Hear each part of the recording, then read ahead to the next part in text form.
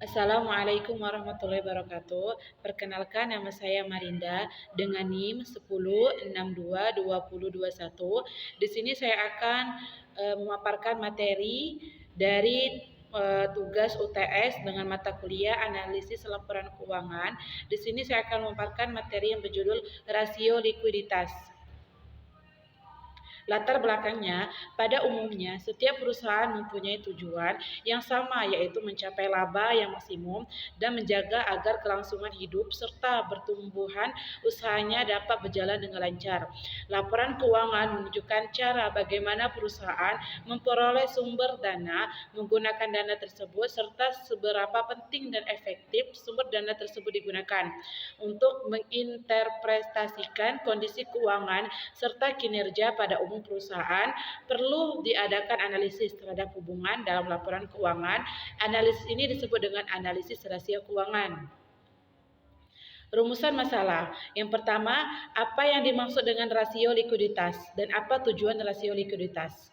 Yang kedua, apa saja manfaat dan jenis dari rasio likuiditas? Tujuan dari identitas masalah di atas, maka penulis tentunya bertujuan untuk menjelaskan atau memaparkan poin-poin tersebut sesuai dengan pengetahuan yang kami peroleh, baik dari buku sumber maupun dari guru-guru kami. Semoga semuanya memberikan manfaat bagi kita. Definisi rasio likuiditas. Rasio likuiditas adalah rasio yang mengukur kemampuan perusahaan dalam memenuhi kewajiban jangka pendeknya. Rasio ini penting karena kegagalan dalam menyebarkan kewajiban jangka pendek dapat menyebabkan kebangkrutan perusahaan. Pengertian rasio likuiditas. Pengertian rasio likuiditas menurut Darsono ETAL 2004 halaman 51 adalah rasio yang bertujuan untuk mengetahui kemampuan perusahaan dalam membayar kewajiban jangka pendek. Tujuan dan manfaat rasio likuiditas. Yang pertama, untuk mengukur kemampuan perusahaan membayar kewajiban atau utang yang segera jatuh tempo pada saat ditagih. Yang kedua, untuk mengukur kemampuan perusahaan membayar kewajiban jangka pendek dengan aktiva lancar secara keseluruhan. Yang ketiga, untuk mengukur kemampuan perusahaan membayar kewajiban jangka pendek dengan aktiva lancar tanpa memperhitungkan kesediaan dan piutang. Yang keempat, untuk mengukur atau membandingkan antara jumlah persediaan yang ada dengan modal kerja perusahaan. Yang kelima, untuk mengukur seberapa besar uang kas yang tersedia untuk membayar utang dan lain-lain.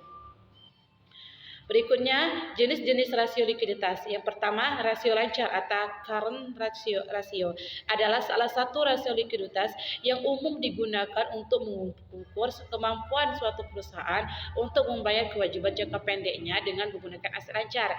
Yang kedua ada rasio cepat atau quick ratio adalah suatu rasio likuiditas yang memberikan gambaran lebih ketat tentang kemampuan perusahaan untuk membayar kewajiban jangka pendek tanpa mengandalkan stok. Yang ketiga ada rasio kas atau cash ratio adalah suatu rasio likuiditas yang memberikan gambaran tentang kemampuan perusahaan untuk membayar kewajiban jangka pendek hanya dengan menggunakan kas dan setara kas.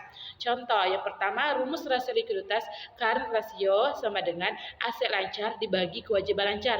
Misalnya, PTA memiliki aktiva lancar sebesar 10 juta dan kewajiban atau hutang lancar sebesar 5 juta. Maka rasio lancar atau current ratio perusahaan adalah sebesar 10 juta dibagi 5 juta dikali 100% sama dengan 2,0. Dari data di atas dapat disimpulkan bahwa PT AME memiliki rasio likuiditas sebesar 2,0 yang artinya kondisi keuangannya masih stabil. Selanjutnya, contoh dari rasio cepat atau current ratio.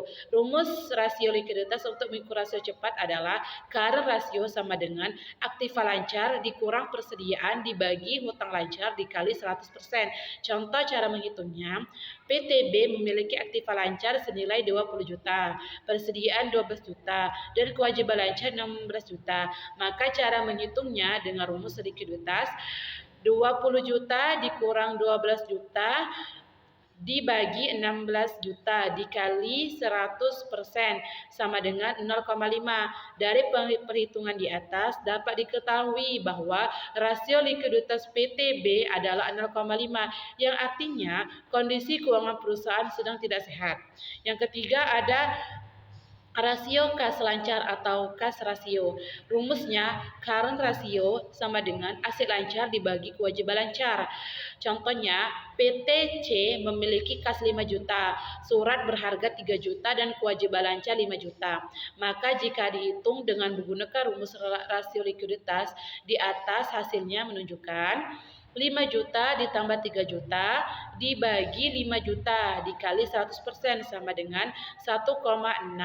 Dengan demikian dapat disimpulkan bahwa PTC punya kondisi keuangan yang sehat dan stabil. Itu saja pemaparan materi saya dari rasio likuiditas. Saya akhiri. Wassalamualaikum warahmatullahi wabarakatuh.